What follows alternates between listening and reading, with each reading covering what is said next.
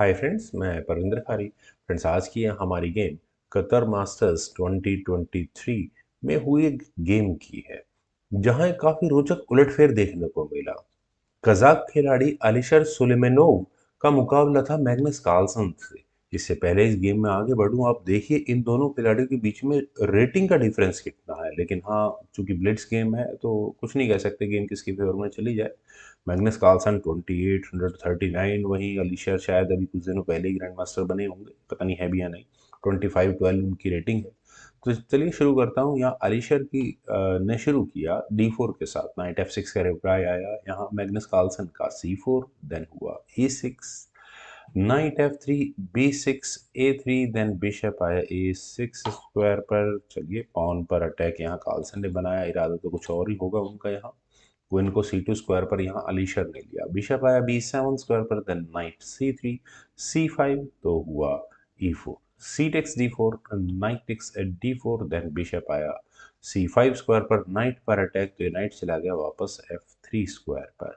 Friends, मुझे तो यहाँ नाइट G4 का मूव काफ़ी अच्छा लग रहा है। अगर आप यहाँ देखें F2 पॉन को, तो अंडर थ्रेट तो होता ही है। ब्लिट्स गेम में कुछ इसी तरह से रिस्पॉन्सेज दिए जाते हैं।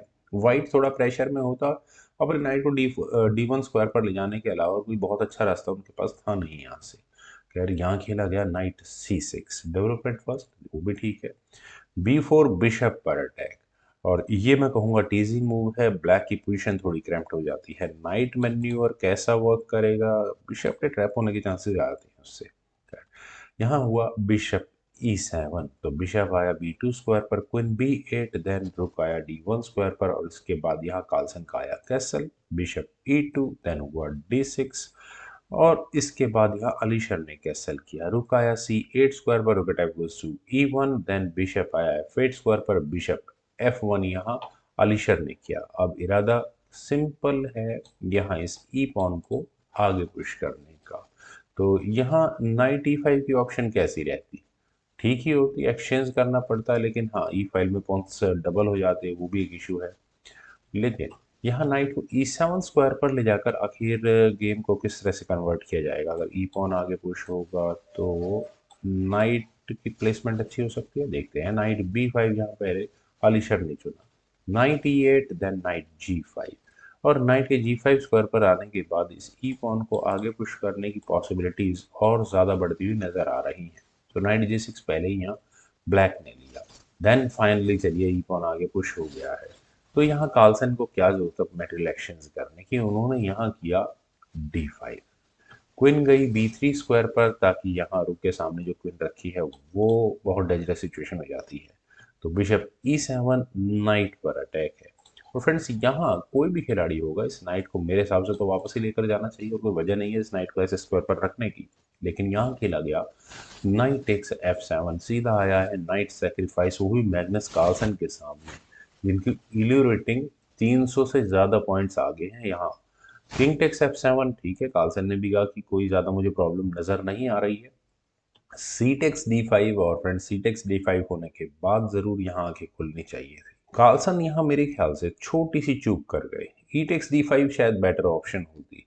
रुक टेक्स D5 होता, डिस्कवर्ड चेक के चांसेस, इतना बड़ा डैमेज नहीं होता यहाँ से, क्योंकि बिशप से खैर इसे नहीं लिया जाता। किंग को F8 स्क्वायर पर यहाँ पर ब्लैक लेकर जा सकता था। खैर, चलते हैं गेम पर।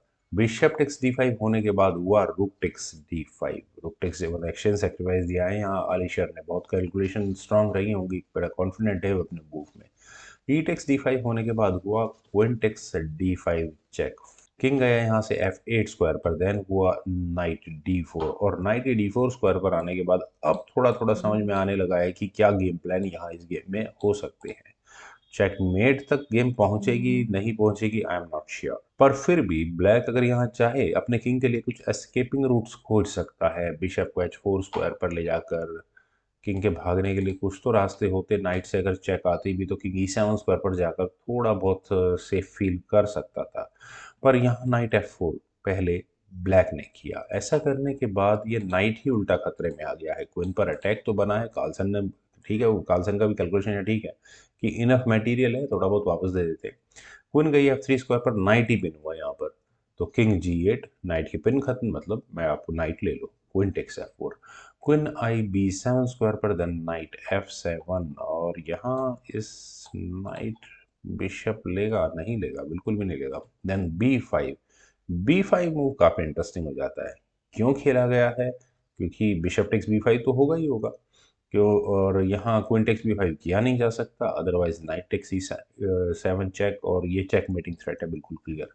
तो बिशप गया यहाँ से F8 स्क्वायर पर, देन बिशप से चेक आई, रुक टेक्स C4 का मतलब यहाँ गेम चेकमेट तक पहुँचती है। कैसे? क्वीन टेक्स C4, वो भी चेक के साथ।